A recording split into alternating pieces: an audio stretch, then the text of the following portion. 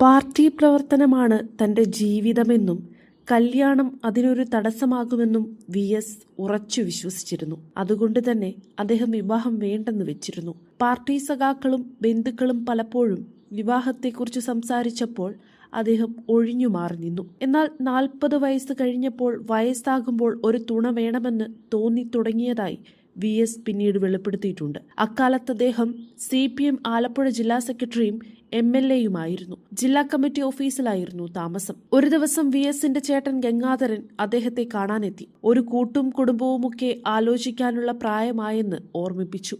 ഏകദേശം അതേ സമയത്ത് തന്നെയാണ് ചേർത്തലയിലെ മുതിർന്ന സഖാവ് TK രാമൻ സെക്കന്ദരാബാദിൽ നിന്ന് നഴ്സിംഗ് പഠനം പൂർത്തിയാക്കാറായ വസുമതി എന്ന പെൺകുട്ടിയെക്കുറിച്ച് വി.എസിന്റെ ശ്രദ്ധയിൽപ്പെടുത്തുന്നത്. അച്ഛൻ നേരത്തെ മരിച്ചതുകൊണ്ട് തന്നെ അമ്മയ്ക്ക് താങ്ങാവാനായി വേഗം ജോലി നേടുക എന്നതായിരുന്നു വസുമതിയുടെ ലക്ഷ്യം. അതുകൊണ്ട് തന്നെ വിവാഹത്തെക്കുറിച്ച് അവർ കാര്യമായി ചിന്തിച്ചിരുന്നില്ല. തന്റെ ഭാവി വരനെ ആദ്യമായി കണ്ടുമുട്ടിയതിനെക്കുറിച്ച് വസുമതി ഇങ്ങനെ ഓർമ്മിക്കുന്നു. കോടംതുരുത്തിൽ ഒരു യോഗത്തിൽ പങ്കെടുക്കാൻ വന്ന വി.എസിന്റെ പ്രസംഗം അവർ ഏറ്റവും പിന്നിൽ നിന്ന് കേൾക്കുകയായിരുന്നു.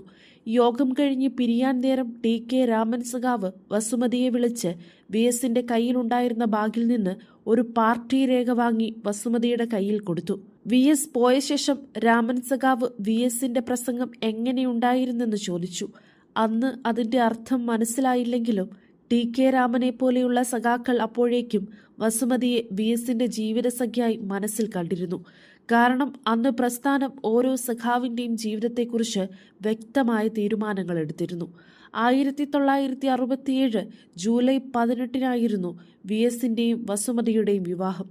ആലപ്പുഴ നരസിംഹപുരം ഓഡിറ്റോറിയത്തിൽ ഉച്ചകഴിഞ്ഞ് 3 മണിക്കായിരുന്നു ചടങ്ങ്. N. ശ്രീധരന്റെ പേരിലായിരുന്നു ക്ഷണക്കത്ത്. മുഹൂർത്തമോ സ്വീകരണമോ ആഭരണങ്ങളോ സദ്യയോ ഇല്ലാതെ ലളിതമായി പരസ്പരം പൂമാല അണിയിച്ചു മാത്രമായിരുന്നു വിവാഹം. വിവാഹശേഷം പിറ്റേന്ന് നേരം പുലർന്നപ്പോൾ തന്നെ വി.എസ്. വസുമതിയെ സഹോദരിയുടെ വീട്ടിലാക്കി നിയമസഭാ സമ്മേളനത്തിൽ പങ്കെടുക്കാൻ തിരുവനന്തപുരത്തേക്ക് തിരിച്ചു.